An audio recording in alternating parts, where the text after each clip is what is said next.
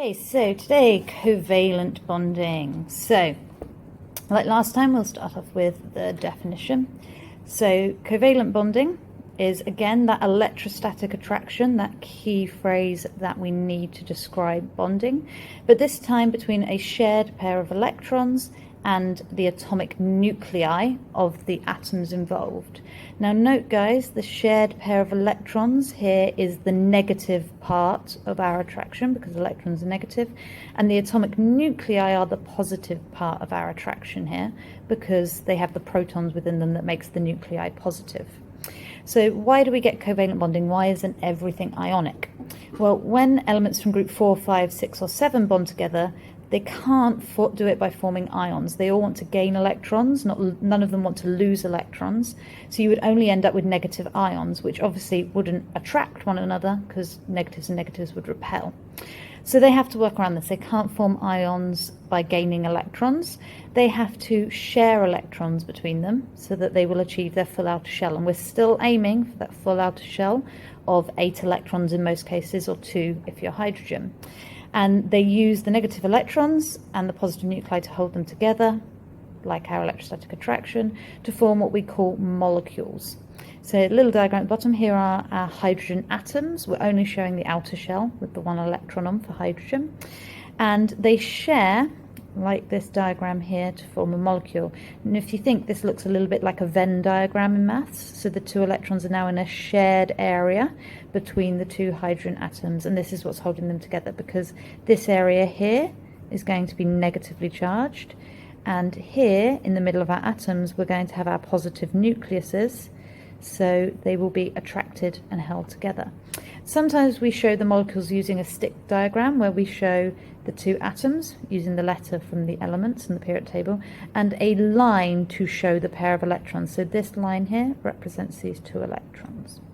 Okay, so let's look at some simple covalent bonding, carrying on from where we are. So first of all, we're going to look at diatomic molecules. So they are made of only 2 atoms.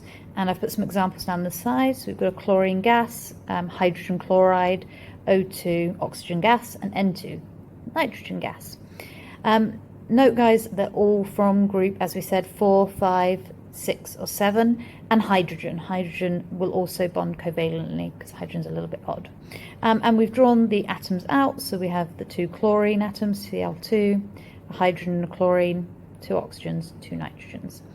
The first thing we would do with our atoms is work out how many electrons we've got in total, okay? Because we're not moving electrons from one thing to the other, we're sharing them. So we're going to end up with the same number of electrons in our molecule as we had in our atom. So our chlorine, with 2 7s, we would have 14 electrons in total. Our hydrogen and our chlorine, 1 plus 7, so we would have 8 electrons in total. Oxygen, 6 and 6, so 12 electrons in total. And our nitrogen has 5 and 5, so 10 electrons in total. So when we bond these together, obviously with only 2 atoms, a lot like our hydrogen, they just overlap. So the chlorine would overlap with the chlorine, and then we need to work out how many electrons we would share. So our molecule for our Cl2 would be a Cl and a Cl, like this. And we've got our shared area. And because it's sharing, we've got to remember electrons have to come from each atom, okay? So look back at our original chlorine, we've got 7 electrons, which means we've got 1 gap to get to the 8. We know this because when it forms an ion, we add 1 electron. So 1 gap means it needs to share 1 electron to fill up that gap. They both have 1 gap, so they would share 1 electron from each to fill up their gap. So they now have 2 shared electrons, and they should have 6 electrons left over each that are not shared, unshared electrons. So our chlorine molecule would end up looking like this. We still have 14 electrons in total, so 6 on each, 12 and 2 shared. So we haven't created or destroyed any electrons, we've just arranged them so that the 2 shared ones belong to both atoms now in the molecule. So this chlorine has 8 electrons in total, 6 on its own, 2 shared, and 6 on its own, 2 shared.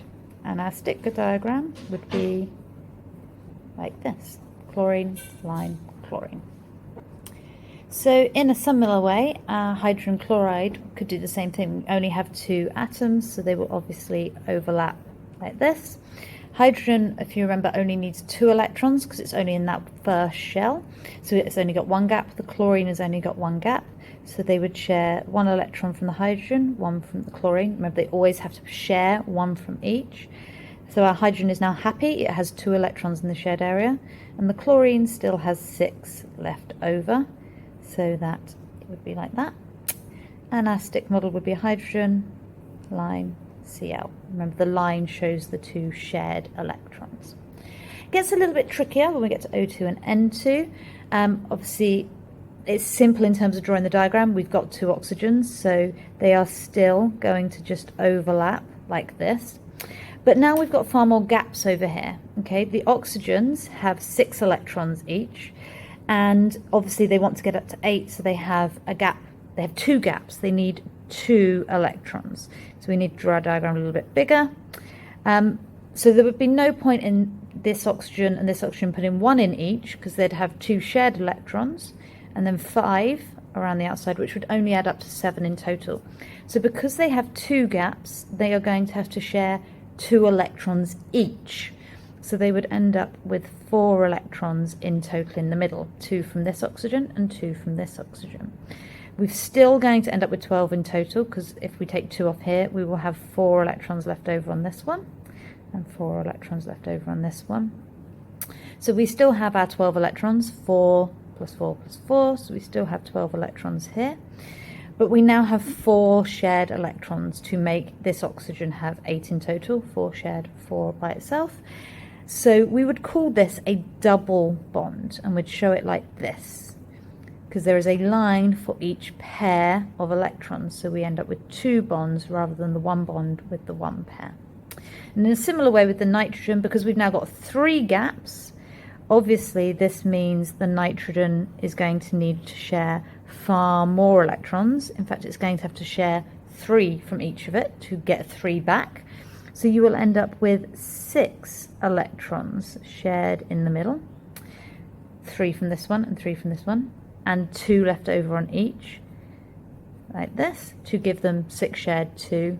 We've still only got our 10 electrons in total, but 6 of them are shared, and then 2 on each to give the 8 in total. And this, like this, single bond, double bond, this would be shown as a triple bond, because there are 3 pairs on there. So something to remember when you're sharing is the number of gaps to get up to the full shell, to get to the 8, tells you how many pairs in total they will have to share. Diatomics are nice and easy, guys. Obviously, you've got 2 things, you overlap the 2 things. That's it, you can only share between those. But what if you've got a polyatomic molecule, so more than 2 atoms being stuck together? So we're going to look at 3 really common ones that they get you to look at. So water, H2O, ammonia, NH3, and methane, CH4. So obviously these have got far more than 2. How do we decide how we overlap them? So rule number 1, you can only overlap 2 things at once. So you can't have 3 things all overlapping. So you can only ever have 1 atom overlapping with 1 other atom, and then 1 atom overlapping with that atom again. You can't have all 3 of them overlapping at once.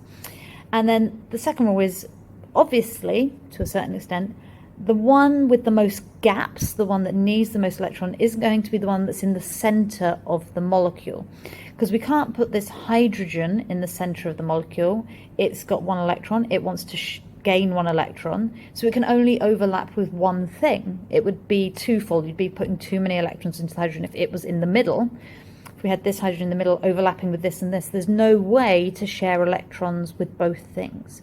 So the one with the most gaps is going to be in the middle. So in this case, for water, it would be oxygen that would be in the middle. So we would have our oxygen in the middle and a hydrogen either side, overlapping just with the oxygen, not with each other. And this makes sense. Our hydrogens need 1 electron each. So obviously the oxygen is going to share 1 back. Okay, so our hydrogens are now happy, they have 2 electrons. Our oxygens have shared an electron each, so they have 4 left over. And when we put the 4 that are left over, we now have an oxygen with 8 electrons, because it has its 2 pairs that it needs to fill its 2 gaps, 1 from each hydrogen. So note again, guys, we had 8 electrons to begin with. We still only have 8 electrons in our molecule. Our stick model, we would have a H, line, oxygen, line, H to show each of the pairs. So in a similar way, you'll notice the nitrogen has 3 gaps, and we have 3 hydrogens. The nitrogen is obviously going to be in the middle because it has the biggest gaps, and then your 3 hydrogens would go around the outside like this. And then obviously the hydrogens need to share 1 electron and get 1 electron back like this. So our hydrogens are now happy, they've all got 2 electrons. The nitrogen has shared 3 out, so it has 2 left over, 1, 2. And obviously the nitrogen has now got its 3 electrons it needs to fill its gaps, and it has 8 in total. And to draw out our stick model, we would have N. We draw the lines exactly where the shared pair of electrons would be. So it should seem pretty obvious now with our carbon, if it has 4 gaps, we need 4 hydrogens, and they're going to overlap with the carbon in the middle. So our methane would end up looking like this. H, H, H, H. And each hydrogen puts in its 1 electron and gets 1 back from carbon. Carbon only has the 4 electrons to share out, but it's getting the 4 back shared from the hydrogens, so it has filled all its gaps. Each hydrogen has 2, and the carbon has its 8 in total. And our stick figure would end up looking like this. A line for each of the pair of electrons. The last one to have a little look at is what we would call our slightly complicated molecules for GCSE. So we have carbon dioxide, C2H6, which we call ethane, and C2H4, which we call ethene. And as you can tell, the ethane and ethene have lots of atoms going on. We still have the same idea. The ones with the most gaps are going to be in the center, but we've now got 2 that have the most gaps. So how do we work around that? And then carbon dioxide, again, is a bit tricky because we've got lots of gaps. The carbon has 4 gaps, the oxygen has 2 gaps on each. So how do we make it work? Same idea. So carbon, oxygen, carbon has the most gaps. So our carbon is definitely going to be in the middle of our molecule. And remember, we can only overlap 2 things at once, so our oxygens have got to be either side of our molecule. Now we know our carbon needs 4 electrons back. We've only got 2 things this time. So back on our methane, we could use each hydrogen to add 1 electron to give it the 8 in total, because we had 4 hydrogens.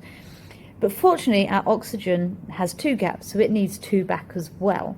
So what happens is each oxygen puts 2 in to get electrons back for its gap. Each carbon puts 2 in. So we have 4 shared electrons with that oxygen. And we would do the same the other side. The oxygen puts the 2 in and gets the 2 back from the carbon. Now each oxygen has put 2 electrons in, so we'll have 4 left in total on each. So we have gone from having 16 electrons this side, we still have 16 electrons this side. Okay, 4, 4, 4, 4, 16 electrons. So we haven't destroyed or created any electrons, there's the same number. We've just made it so that 8 of them, 4 on this side and 4 on this side, are shared. Our carbon has 8 in total, all of them shared, 4 with one oxygen, 4 with the other. And each oxygen has 8, 4 shared with the carbon and 4 of their own. So our stick diagram, these are both double bonds because we've got 4 electrons. So we would end up looking like this. So carbon dioxide is quite a common one for them to ask, so it's worth remembering that we must have these double bonds so that the carbon ends up with 8 in total. Ethane and ethene, as we said, this is tricky because we have 2 things that have the most gaps, 2 atoms that are identical. This means they must overlap somewhere in the middle. So in the case of our ethane, we would have our 2 carbons overlapping, and to overlap they must share, so they would put 1 electron in each to hold them together. And we have in ethane 6 hydrogens, and we know each carbon still has 3 electrons left over, and it needs 3 more electrons because it's only got 1 shared. So you would have 3 hydrogens on one and 3 hydrogens on the other, like this. So it's like a methane, but with a big overlap between the carbon in the middle. So each of these would be a hydrogen. Each hydrogen is going to share its 1 electron in. And obviously, because it's sharing, the carbon will put 1 electron each back. And this will be why, guys, when you think about it, carbons always end up with 4 bonds. Okay, 1, 2, 3, 4, 1, 2, 3, 4, 1, 2, because it's got to share with 4 things to get the 4 electrons. It needs to be a full outer shell back. So this would end up looking like this. So we have our single bonds going all the way around to form ethane.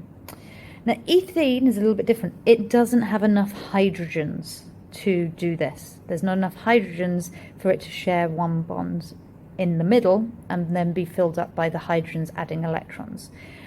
We call it unsaturated because it hasn't got enough hydrogens. This would be saturated. There's enough to make it filled up. This one is not. So how does the carbon deal with that? Well, it still needs those 8 electrons. So our carbons are still going to overlap like they originally did, but this time they've only got 2 hydrogens each that they can share with. So we could share with our hydrogens, 1 electron from the hydrogen, 1 electron for the carbon.